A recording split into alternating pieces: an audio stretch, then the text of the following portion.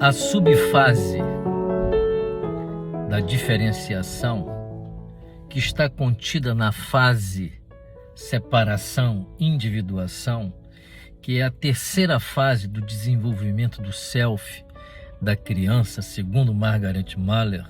Lembremos, fase autista, fase simbiótica, fase separação, individuação. A fase separação e individuação conhece 4 subfases. A primeira subfase é a fase da diferenciação, que, segundo Mahler, está contida ali entre 5 e 9 meses de idade do bebê. Quais são as características mais marcantes da subfase da diferenciação? Essa subfase da diferenciação foi chamada por Margaret Mahler de sair da casca.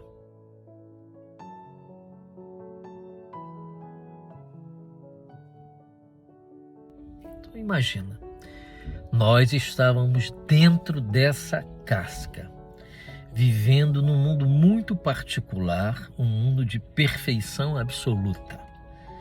Nós não precisávamos fazer nenhum esforço, não precisávamos chorar para comer, não precisávamos reclamar para beber, não precisávamos dizer coisa alguma para a nossa mãe, né, que já não estivesse ali sendo dado gratuitamente para nós.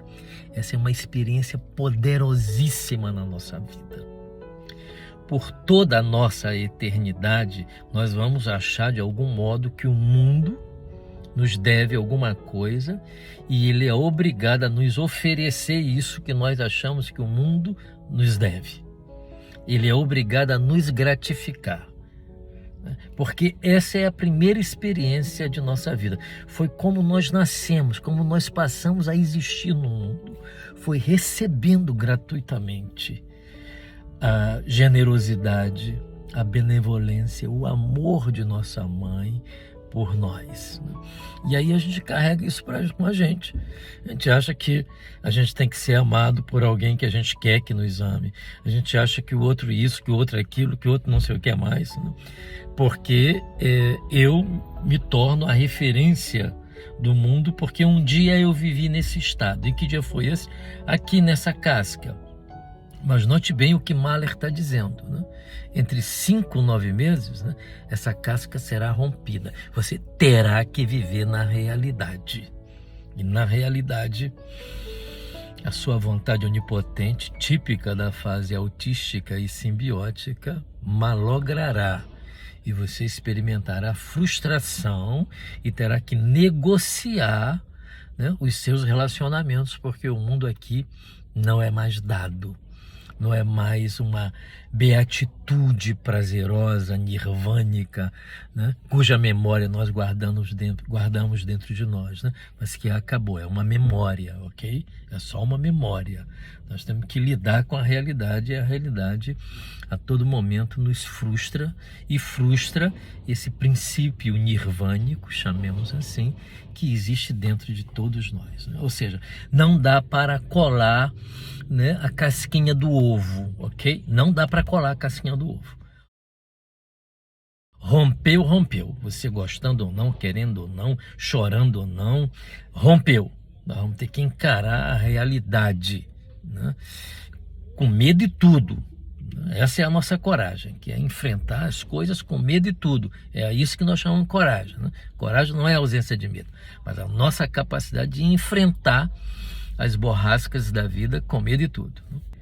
Então, sair da casca é romper, numa linguagem mais psicanalítica, né, a união dual, né, onde um organismo existe por si, o outro organismo existe por si, mas este aqui, que acabou de ser engendrado, alucina viver num mundo em que ele é uma unidade com o outro, porque ele não percebe ainda a distinção entre o eu e o tu, entre uma coisa e outra coisa. Não existe ainda um self diferenciado do self materno. É por isso que está dentro do ovo. Mas aí rompeu a casca, começa a haver algum incômodo. o frio, o calor, a fome, a sede, a dor, o choro, os sons, os barulhos, as músicas, as falas, os rostos, de alguma forma, vão começar a aparecer em algum momento, não logo no início. É um mundo gigantesco de coisas que o aparelho psíquico, que estava em absoluta fusão autística no início da vida, terá que lidar com tudo isso. É por isso que rompeu a casca. É uma espécie de mônada. Essa é uma ideia que a Margaret Mahler traz, né? Uma mônada onde não existe limites, né, entre um e o outro. É um limite comum. E Jung chamou isso de participação mística, né, que é uma fusão no mundo indiferenciado, né, da psique. Na experiência amorosa, quer dizer, quando você se apaixona, você vive essa experiência, né? Você se fusiona a outra pessoa, né? E você vive ali um êxtase, né? Que algumas pessoas, inclusive, ao não conseguirem mais repetir esse estado fusional típico da paixão, reclamam da vida, porque gostariam de novo de ficar repetindo infinitamente, né, aquele estado paradisíaco que experimentaram quando estavam completamente apaixonados. Há uma fusão, há uma sensação de que você conhece aquela pessoa desde sempre, né? O tempo desaparece, se encontra com a pessoa às 7 da manhã, meia-noite, parece que voou o tempo, né?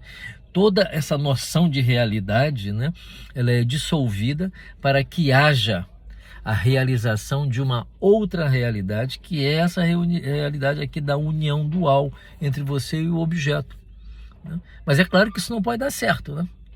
Em algum momento, né, essa poderosa fantasia onipotente já se desfaz, né? Ou de um lado ou de outro, né? E aí começa então, né, os sofrimentos, né? Começa então as crises, as críticas, os sentimentos inúmeros de solidão, de abandono, que é através desses sentimentos, né, lá na tenra infância, que nós passamos a nos desenvolver. Que se isso não for resolvido lá, né, e acontece aqui agora, a pessoa se torna perigosa, né? Pode agredir a outra, violentar a outra, matar a outra, bofetear a outra, né, tentar arruinar a outra pessoa, porque não suporta o rompimento da unidade dual, não suporta sair da casca.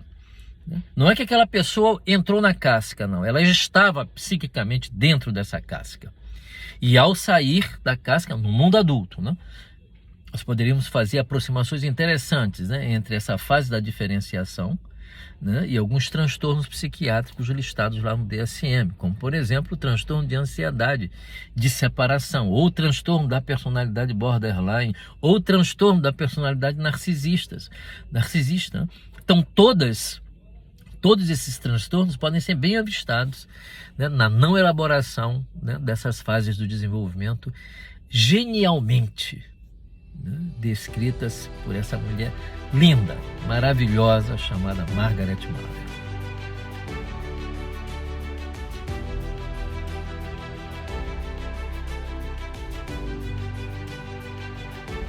Essa fusão com a mãe, né, essa fusão sensorifísica, né, expressão que Mahler usa, né, sensorifísica, né, é uma fusão com o mundo físico, é uma fusão mesmo, né?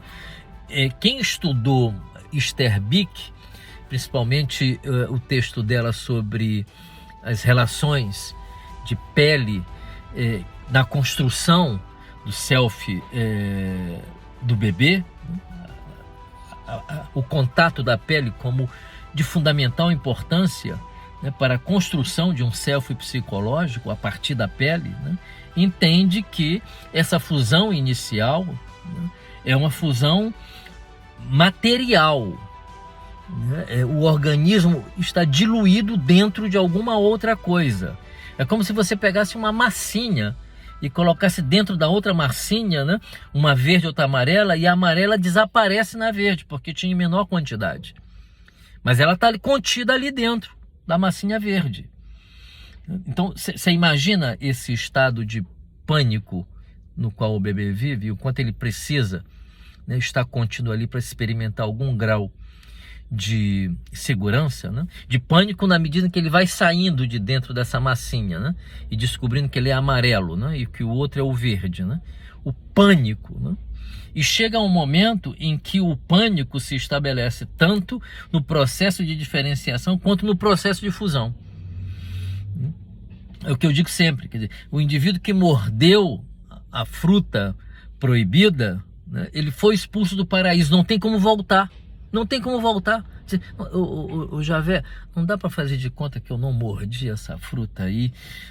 Abre aí só um pouquinho, eu passo por debaixo da grade, né? Só levanta a grade assim que eu passo e volto para o paraíso. Não dá, querido, agora tu se ferrou. Agora tu vai ter que fazer consciência na tua vida. Agora tu vai ter que ser quem tu és de verdade. Agora tu vai ter que perceber que existe um mundo diferente do mundo que existe dentro da tua cabeça. E que o mundo que tem dentro da tua cabeça, tu vai ter que dar conta dele, né, para poder aceitar um mundo que existe em torno de ti e negociar.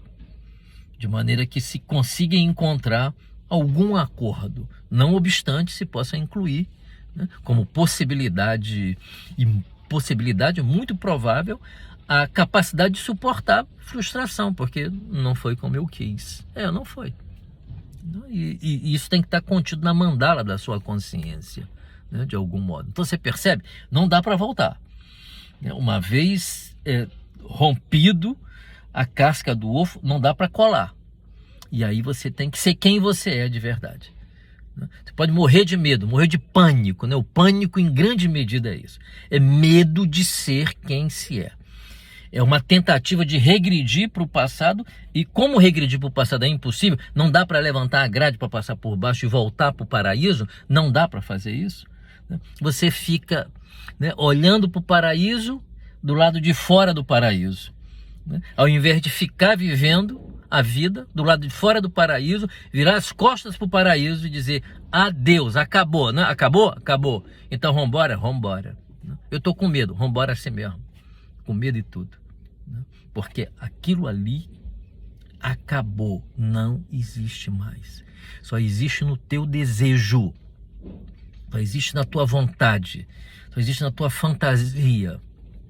E teu desejo, tua fantasia e na tua vontade são expressões do teu narcisismo, ou do nosso narcisismo, né? Então vamos assumir, vamos resolver essa fase da diferenciação.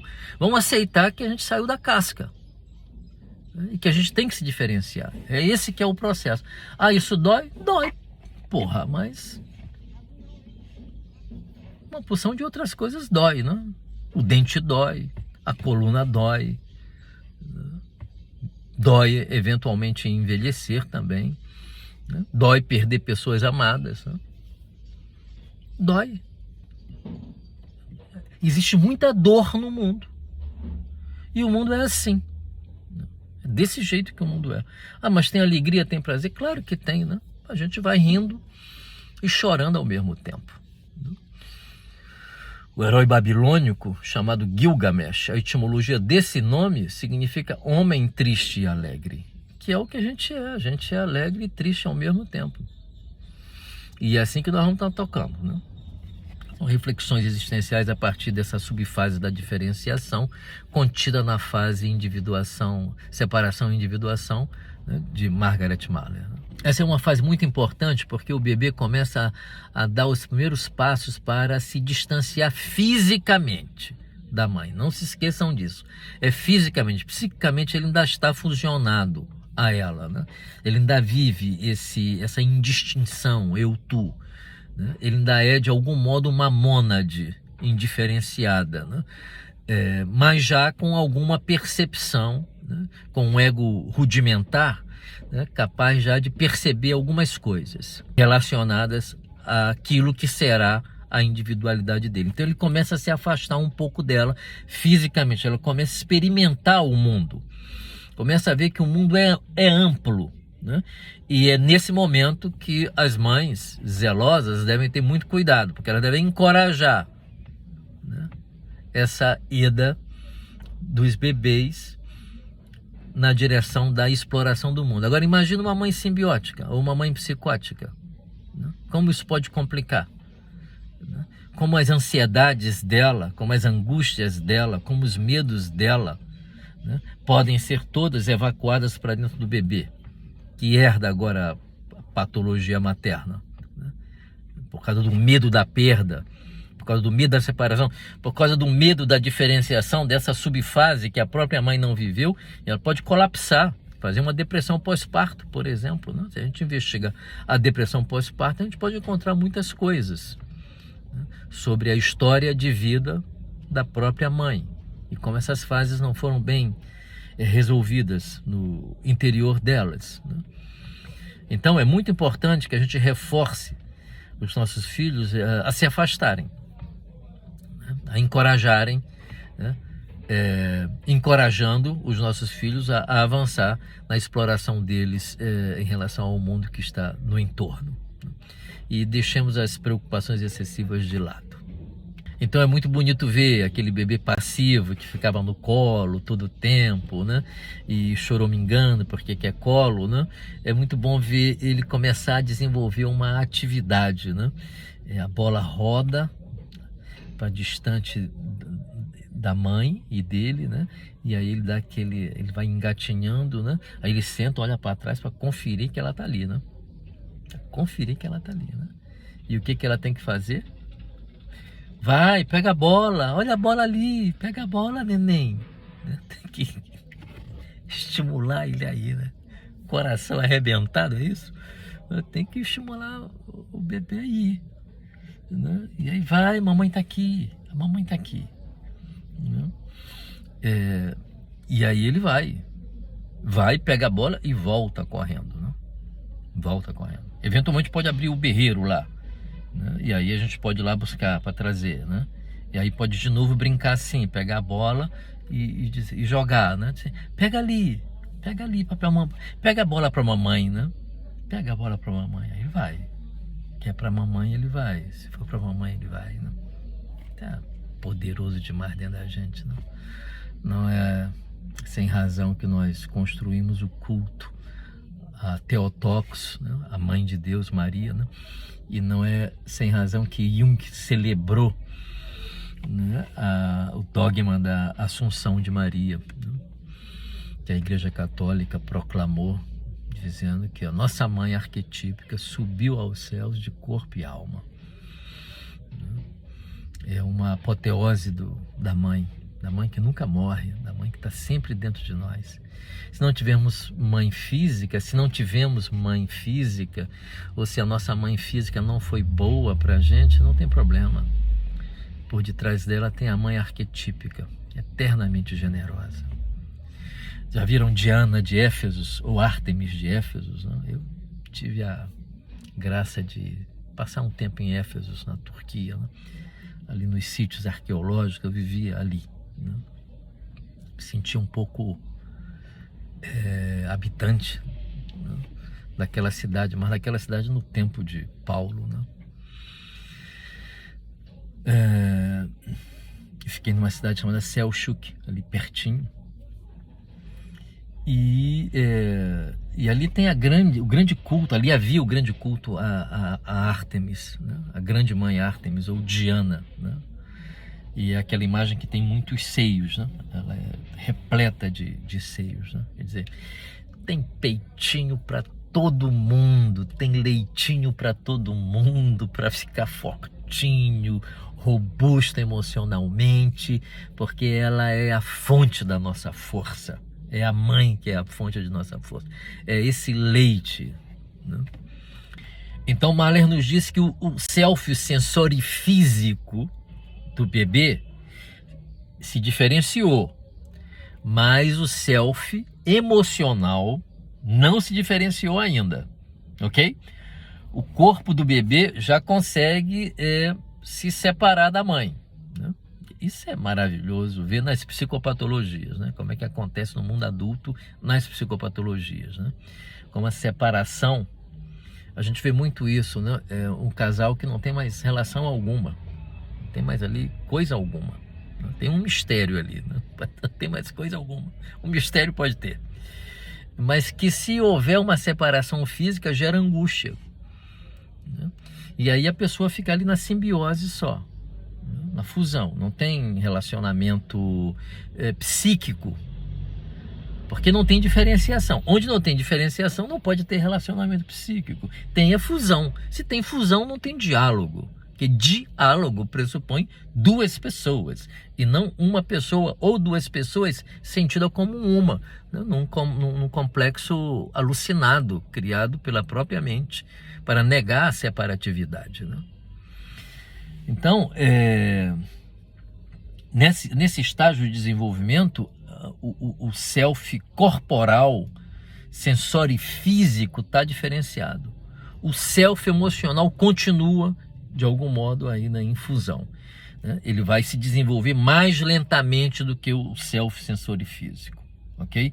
Ele vai finalmente se diferenciar lá na subfase de aproximação. É lá que vai haver um nascimento psicológico do eu do bebê. Que coisa linda, né? Que coisa maravilhosa. Que bom que Mahler se debruçou a vida inteira observando bebês e crianças para nos oferecer, né, essa descrição do nosso desenvolvimento. Todos nós, né? Todos nós temos memória desses momentos, né? E eu não usaria fase, né? Eu usaria mais o termo de Klein, né? Posição, né? Então eu chamaria de subposição da diferenciação. Por quê? Porque quem é que pode atirar a primeira pedra e dizer que nunca mais vai viver uma experiência como essa, né? De repente, é uma loucura, é claro, né? Você vê uma pessoa, por exemplo, largar a família, né, com 60, 65 anos, né, para se unir a uma bela jovem de 25, 26 anos que ele engravidou. Eu sinto um frio na barriga e na espinha, né? Em dois lugares ao mesmo tempo, só de imaginar, e bato 3 vezes aqui na madeira para que nada semelhante possa acontecer na minha vida, né? Mas poderia acontecer na vida de qualquer um, na vida de qualquer um. E aí a gente diria assim, essa pessoa ficou louca, né? Depende, né? Depende de que lugar você olha, né? Se for do ponto de vista de uma estabilidade ou de uma suposta estabilidade encontrada aos 65 anos, ou possivelmente encontrada, né? Então essa pessoa ficou louca. Do ponto de vista da vida, né? Que se dane então a estabilidade, né? Nós vamos morrer, então por que não aproveitar a vida do jeito que a gente achar que deve? Não vamos levar coisa alguma, nenhuma dessas subfases nem fases, tudo isso ficará por aqui. Então, se a pessoa enlouqueceu e tal loucura traz a ela um resto de felicidade que todos nós merecemos, e talvez merecemos em especial no final da vida, né? Será que eu posso usar um palavrão aqui?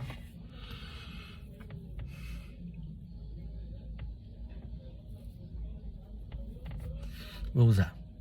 Que se foda, né? Que se foda. Vai viver a vida. Só não te destrói. Se destruir é porque não foi bom. Se destruir não foi bom, então não vai. Mas se for para celebrar, então vai. E que se dane, né? É mais educado que se dane, meu Deus. Podia ser mais educado. Eu estou mais educado, mas eu podia ser muito mais educado, né? Então, e que se dane, né? Não seria a psicanálise que impediria alguém de cometer uma loucura para o seu próprio benefício. Aliás, Freud tem uma frase incrível.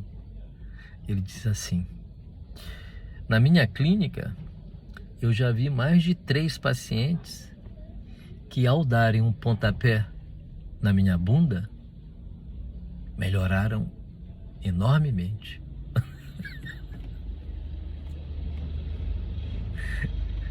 Que coisa incrível, né? O cara dizer isso. Ao dar um pontapé na minha bunda, né? Na minha bunda aí entendamos a psicanálise, né? Ao chutar a psicanálise, né? Melhoraram enormemente. Fizeram o que tinha que fazer e dane-se a suposta vida normal, né? Boa. Nos perdemos completamente, mas tá tudo bem.